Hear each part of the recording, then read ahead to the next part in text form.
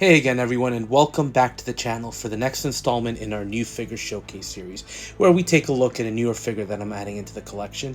And for today's installment, we're sticking to the world of Marvel and going back to the line that Hot Toys killed this year and the past year, which is Deadpool Wolverine.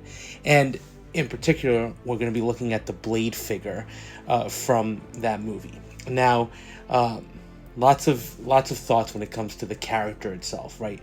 I think a lot of people think that the X-Men on 20th Century Fox was what reinvigorated the comic book genre, and I do think that argument holds some merit, but for me it was that original Blade that really kind of showed what you could do with maybe lesser known characters at that point, but he definitely made it Wesley Snipes definitely made it a cool character, followed by Blade 2, which I think was phenomenal, and unfortunately Blade Trinity, which definitely was the weakest of the bunch by far. But look, I think for all of us, or for many of us, it was a surprise when Wesley Snipes showed up in this movie, particularly given the stories that had been told about some bad blood between him and Ryan Reynolds from that Blade Trinity movie, where Wesley decided to go, I guess, a little nuts, so to speak, and stay in character. But nice to see that they buried the hatchet, and it was one of the better cameos that we got in this multiversal story. And it's nice to know that essentially the Blade movies are canon to the Marvel Cinematic Universe, so that's a nice plus. Look, it goes without saying, again, I love the character. I thought those first three movies, even Trinity has its moments. I think he had a couple of great scenes here. Very small cameo overall, with a couple of lines, but it was great to see Wesley Snipes kind of revisit the character a little bit. Now, what we're getting here from Hot Toys is a pretty decent setup. You get the typical hands. This is Blade. You do get a bunch of different weapons, including that rocket launcher, which at first, I know it's from the movie, but at first it just didn't seem very Blade to me. We're used to Blade with the trench and with the sword and kind of the sharp stakes and whatnot. So that was a little bit of a difference, but still cool to have all of that here in hand. So let's jump into the accessories as we normally do. And we're going to start with the basic ones, which are the hands. Not much to say here. You do get a nice assortment of them to hold all the different weapons, from his pistol to the rocket launcher to the sword, the machetes, and so forth. It does have that nice textured glove hand, very leather, kind of like paint application with the glossy app, and on the underside you do have the grips. So nicely done, and they work well for this character, including nice detail on the nails. Now, one of the classic weapons that Blade has are the glaives. So we do get two here. One of them is a little bit more of a rusted paint application, while the second has the blood-soaked element, which I think that is a cool effect to get, especially with an R-rated movie like this and a character like Blade that uses it a lot. Similarly, he does have these two machetes. It's one that he uses in the movie, but one is a bloody version and one is kind of a clean version that he can store in the sheath on his back with the nice vampire glyphs on it. It's fine. I do prefer the sword, look, which he doesn't use in the movie. But if you did get the exclusive that Hot Toys and Sideshow put up, they do give you that sword from the original movies. And they do include the exchangeable hilt that has the deployable spikes that serve as a security measure that we see used in Blade 1 and Blade 2 as well. So nice to have that. Again, because it's not movie specific, I don't know that I'll be using it, but it's a great feature and very much a Blade weapon as well. Then you do get the pistol. We've seen various iterations of this from Blade 1, Blade 2, Blade Trinity. I do think this is the weakest of them. Does he use it in the movie? Not really. It's got the quad stakes in the front. It's interesting, right? It kind of keeps that look of the guns from the previous ones. I still think the one from the original with the modified Mac 10 is my favorite, but it is what it is. Now this is the rocket launcher, which again, great in the movie. Didn't know how it felt with Blade. I've got to be honest, this is probably my favorite accessory. And they do mention that this is from one of the Punishers that was in the universe and the arsenal they had left over. So great in story, access to the weaponry and why they have these.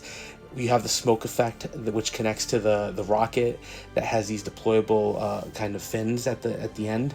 Everything connects nicely. It's a big piece, but it's really well done, and you'll see it with the figure because I think it's my favorite accessory from the bunch. And then look, then you get the sunglasses, which classic for Blade, and I do think it's important for this version of him. And then you get this sheath. This one I do have some complaints about. It's nicely done for the machete. You do have a magnetic clasp to kind of hold the handle in place, and then it connects to the figure magnetically as well. Not as functional as you would think it is. Then you do have diorama elements. I think these are Toad goggles, right? And I think it's his scarf that you could put on the display base that we get. So I threw them in here just to look at them. They're fine, good paint apps, but they're all pre-molded, and it's meant to fit in this diorama base, which is very in tune with what we've gotten, especially with like X-23. We also got it with some of the different Deadpools as well, and even the outcropping that we got for Wolverine. So it's very much in tune, and that stays in theme, and I like that. Now let's look at the sculpt. Very solid sculpt. I'll tell you right now, very solid. The one thing that I did notice, it is an older Wesley Snipes, and I think that's what's throwing it off a little bit. The eyes are done remarkably well. He's got the facial hair. The hair is definitely a little bit... Is it a little different? No, it's a little maybe longer. I think they tried to recreate the style from the movies, and it works well here. But I do think while there's a lot of detail, there's something with the eyes that is just a little bit off. And again, it could just be that it's an older version of him. Once you put the glasses on, there's no mistaking that this is Blade. So great sculpt overall in that sense.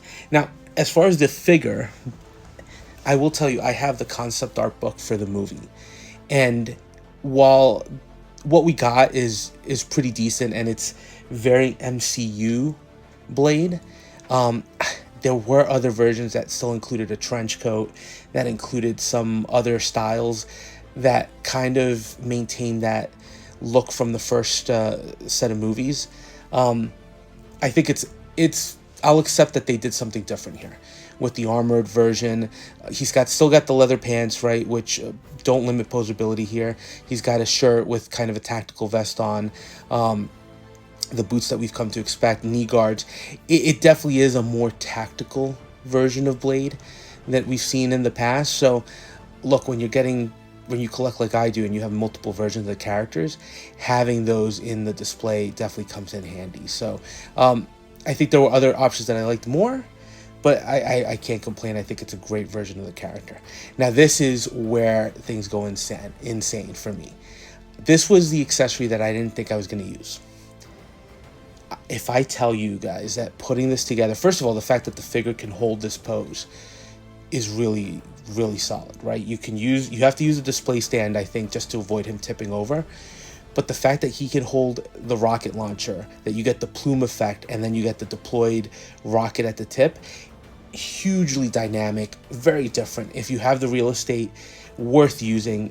For me, I'm definitely looking to use this one. I didn't think I was. And look, the figure holds other poses as well, but that rocket launcher is just a little mind-blowing. Other than that, though, the figure holds all the accessories well. You can definitely have him with the rocket launcher on the shoulder, the glaives, the sword. The nice thing about the diorama is that there's also a slot where you can put in the machete. So you'll see him on the display right there. So it looks like he's just stabbed something or locked it into the rock. But beautiful figure again. I think that rocket launcher pose is really, really something else. So look, love the character, love the movie, loved his appearance in it, and love that Hot Toys gave this to us. So yeah, very excited to have this one in hand. Very, very surprising, and overall really solid figure. So let me know your thoughts, and we'll touch base on the next one.